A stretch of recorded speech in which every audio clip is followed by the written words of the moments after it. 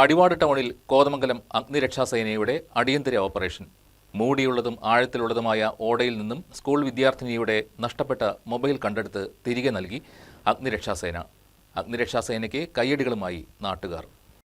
കഴിഞ്ഞ ദിവസം രാത്രി അടിവാട് ടൗണിലായിരുന്നു സംഭവം. പഠനോപകരണങ്ങൾ വാങ്ങുന്നതിന് അടിവാട് ടൗണിലുള്ള കടയിൽ എത്തിയതായിരുന്നു 6ാം ക്ലാസ് വിദ്യാർത്ഥിനി ഫാത്തിമ ഷിഫ. പെട്ടെന്നാണ് കയ്യിലുണ്ടായിരുന്ന വിലകൂടിയ മൊബൈൽ ഫോൺ സ്ലാബിന്റെ വിടവിലൂടെ ഓടയിൽ പോയത്.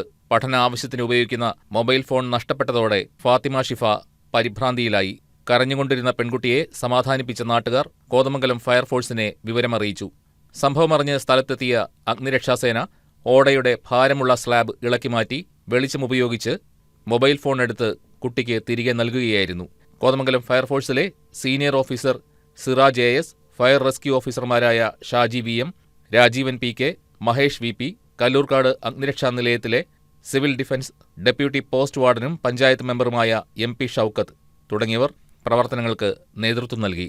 അടിവാട് ജംഗ്ഷനിലെ ബെസ്റ്റ് വൺ എന്ന സ്ഥാപനത്തിൽ എന്നെ മുന്നിൽ കാനയിലകപ്പെട്ട അടിവാട് സ്കൂളിൽ പഠിക്കുന്ന 6ാം ക്ലാസ് വിദ്യാർത്ഥിയുടെ മൊബൈൽ ഫോൺ കാനയിലകപ്പെട്ടുവെന്ന് സന്ദേശം ലഭിച്ചതിനെ തുടർന്ന് കോതമംഗലം അഗ്നിരക്ഷാ നിലയത്തിൽ നിന്ന് സേനാംഗങ്ങൾ എത്തുകയും കാനയിൽ നിന്ന് കുട്ടിയുടെ വില കൂടിയ പഠനത്തിനായി ഉപയോഗിക്കുന്ന ഫോൺ തിരിച്ചെടുത്ത് നൽകുകയും ഫോണിന് കേടുപാടുകളൊന്നും സംഭവിക്കാതെ നൽകാൻ സാധിക്കുകയും ചെയ്തിട്ടുണ്ട്.